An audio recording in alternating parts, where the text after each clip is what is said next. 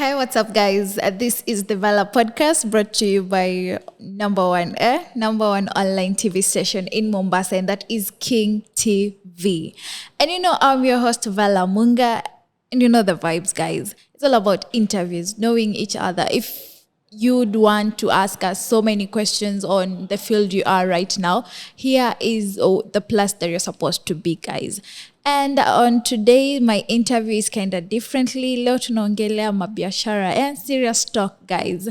And I have two special guests. Actually, this is my first interview doing two guests. Like, I have two people in here. I'm normally used to one person, so leo acha nikae straight. So we'll begin with the intros, whereby they'll introduce themselves, they tell us what they do, and apart from what they'll tell us what they're doing, maybe wako na kitu nyingine wanafanya. So the platform is yours, guys. Tuanze na ladies first, Mars.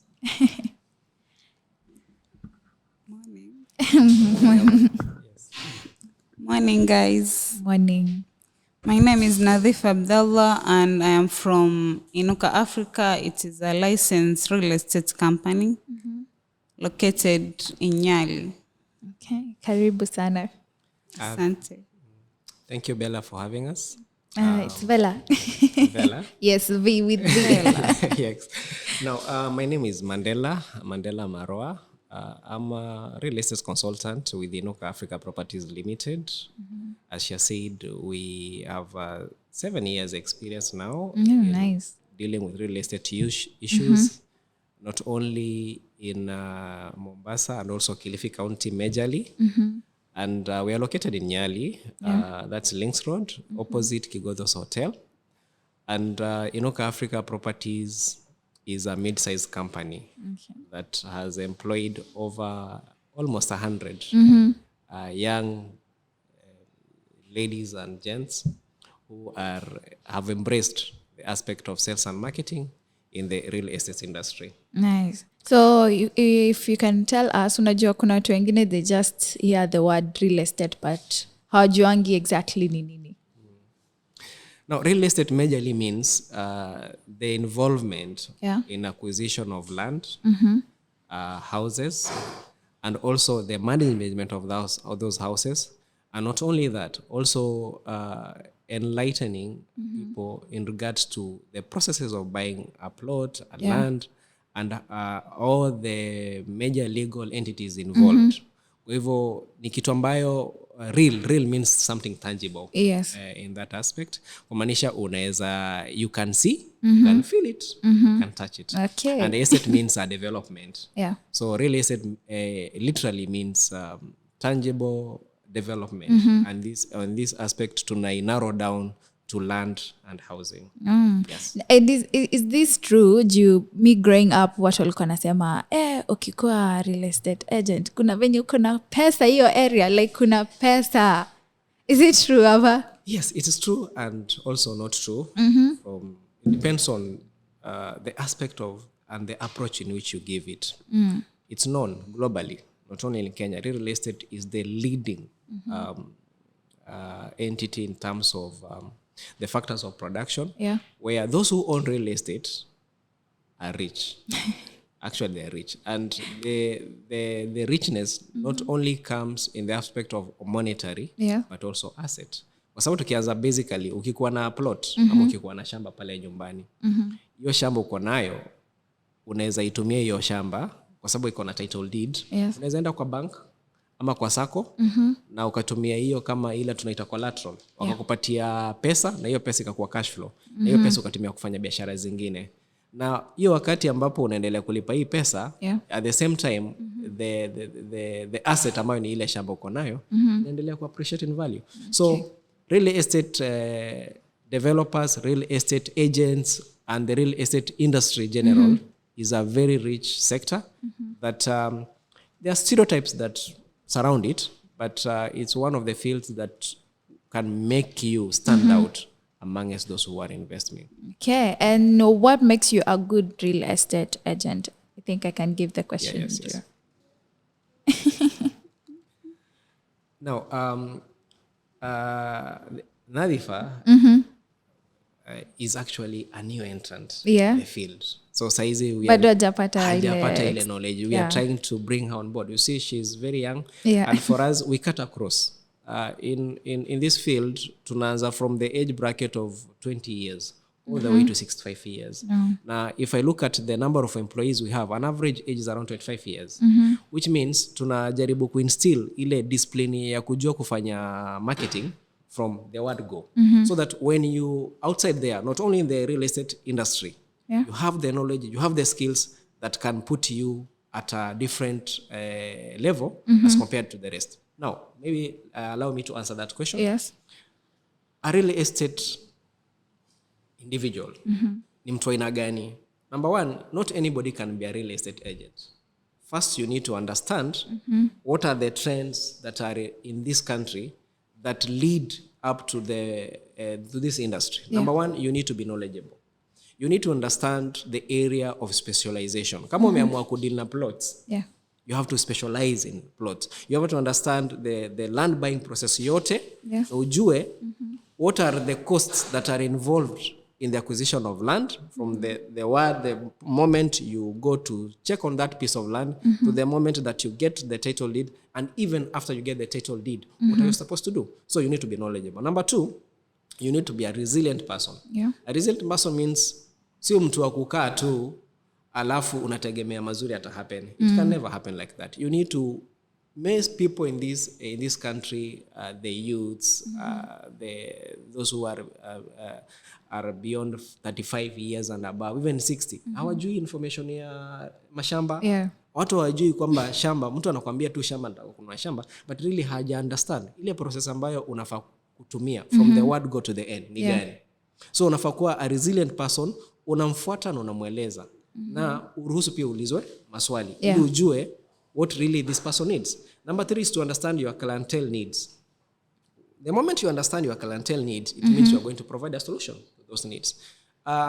And where we mostly base is in Mombasa and Kilifi County, and majorly in Kilifi County.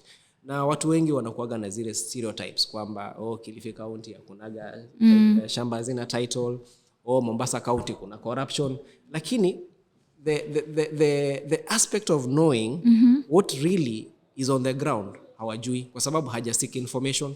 Hizi information ziko online, unaweza ingia kwa database ya the ardhi sasa, uangalie, na that is what we are trying to do. A real estate individual, you need to provide information to this person at the right time when it is required. Not only that, unafaa kujua the population dynamics about those areas. What is the current plan by the county and the national government in the area that you want to sell land to a certain individual. They say, I want to sell land to Nadhifa. She's a young person. Nitaanza kumuuzia shamba na wapi.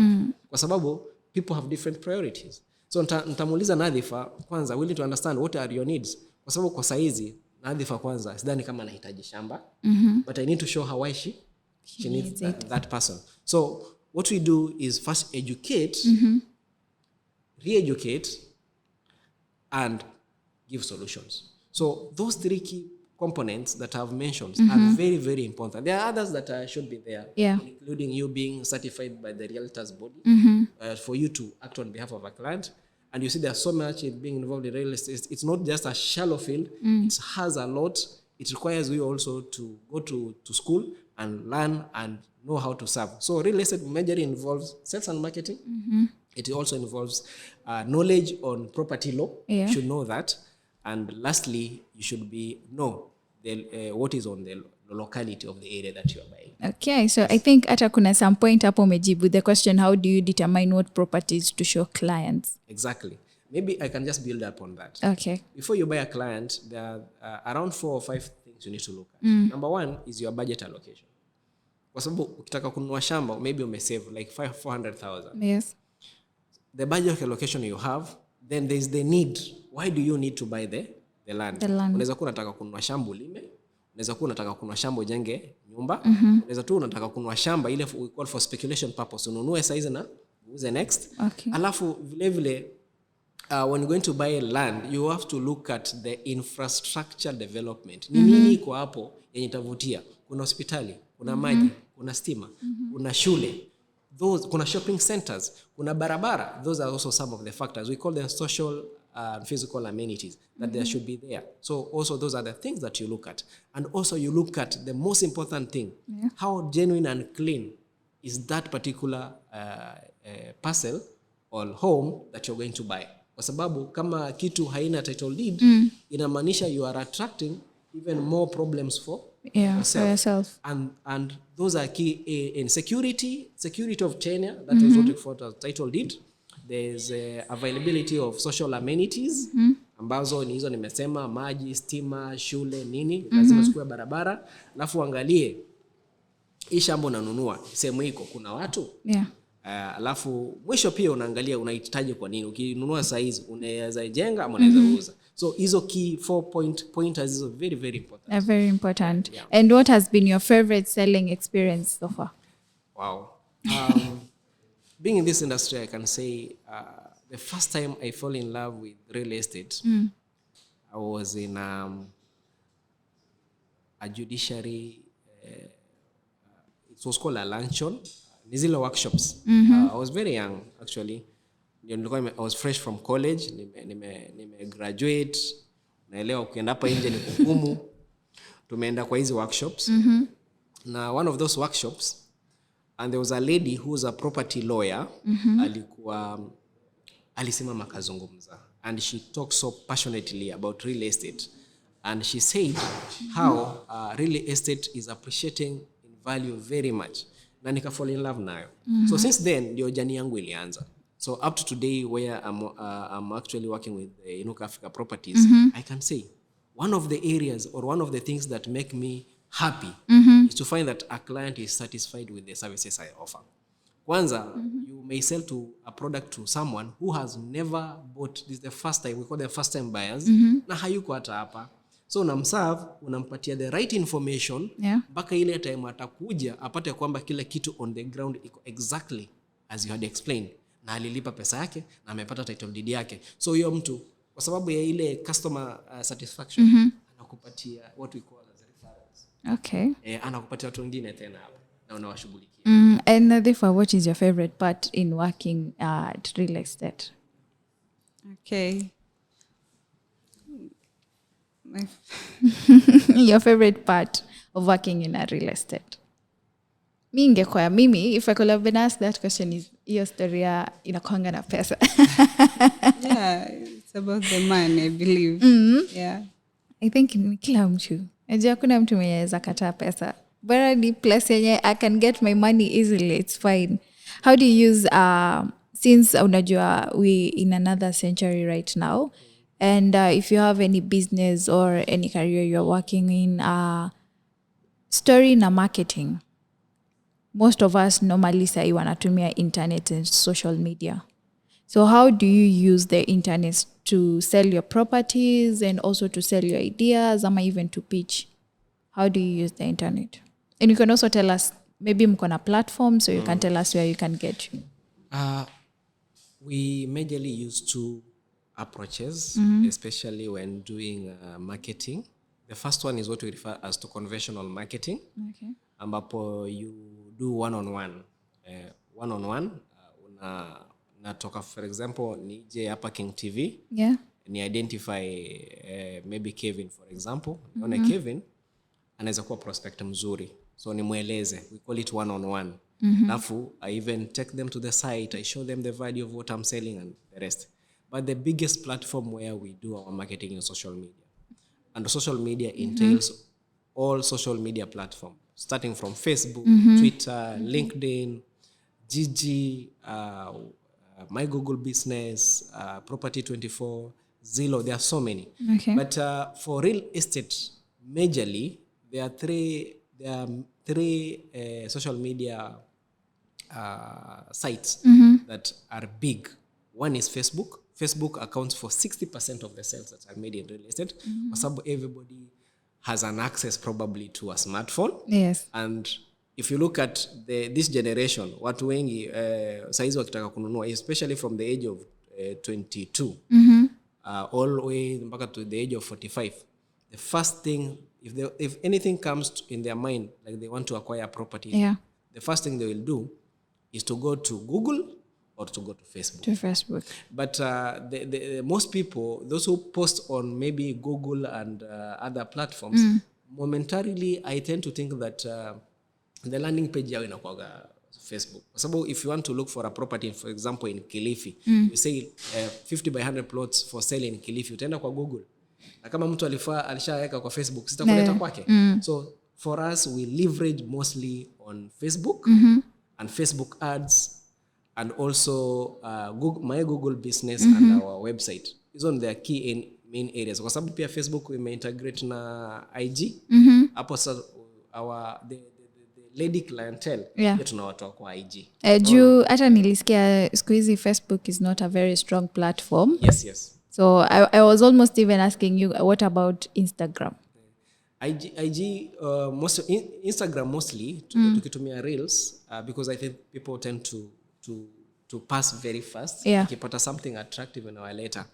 But statistically speaking, from what we've been doing, 60% of our clients come from Facebook. Na kwa sababu maybe we run those ads on either, they will still come. So I can say that Facebook is the main one. Okay. Then we go to Instagram, then we go to Google, my Google business. Then of course kuna Property 24, Buy Rent Kenya, and everything. Okay. So as we wind up, Junaona director atuharakisha.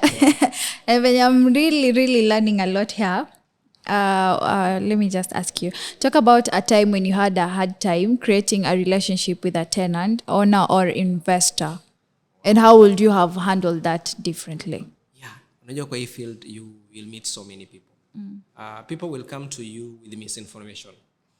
Like somebody ameuliza, somebody who is not, doesn't know. It's the hearsay, the stereotypes. Unasikia mtu anakuambia, ukitaka kununua shamba, for example, Kilifi hizo hazina title. So anakuja na hiyo mentality tayari kwamba hiyo shamba haina title. And when you try to explain to them, they can't understand. So we have the people we call the difficult clients. The people who need a lot of information even before they can make a decision, which is correct.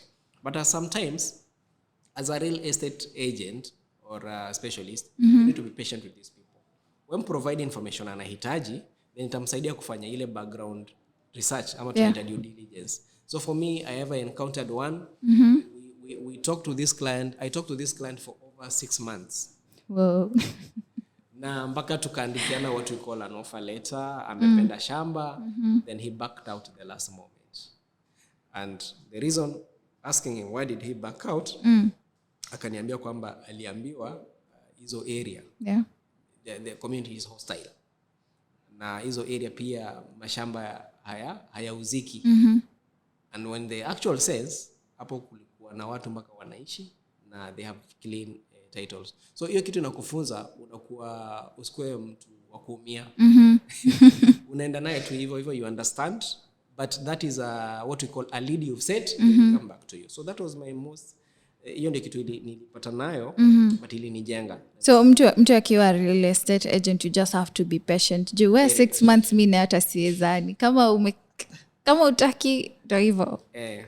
So as we wind up, what personality traits do you need to be a real estate agent? Maybe kuna mtu maybe akona like an interest in doing that. You can just like tell them what personality traits. I can talk about 3 things. Persistence, consistency, and also tatu. Perseverance also. Okay. Hizo tu ndizo zina anchor everything. Persistence, consistency and perseverance. Kama huna hizo, utoboi. Uwezi toboa. So I don't know if my director will allow us a few more minutes. We can go on. Yeah. Okay, so tumepewa 3 minutes peke yake. So I'll just do this faster. I'll pretend to be a home buyer, or maybe I want to like invest in a land or want to buy a land. So I'm going to ask you questions and you're going to like answer me with yes or no with short words, just to to make sure the 3 minutes tumemaliza. So the first question is, what is the first step I should take when considering on buying properties? Be it land, be a home. I think the first step is you need to get it right. And getting right means having the right information of what you're going to buy. If you do that in the wrong way, then you'll mess up everything. And here come with what we call due diligence. So first on, you need to do due diligence. For example, you don't just wake up and say, I want to buy. Yeah. You must have put it in your mind that I want to buy. And it takes time, isn't it? Yeah. So you must have done your research even before you approach any real estate agent in regard to acquisition of that property. Okay. And let's take an example that I have a property right now. It's a land. There's a point you mentioned that kuna wenye wananunua lands, then wanakalisha nayo mwanzo kiasi, then later on they sell it. So if I want to sell my current property before buying a new one, should I just stick to it? What's the problem? No, actually what you can do is rent it.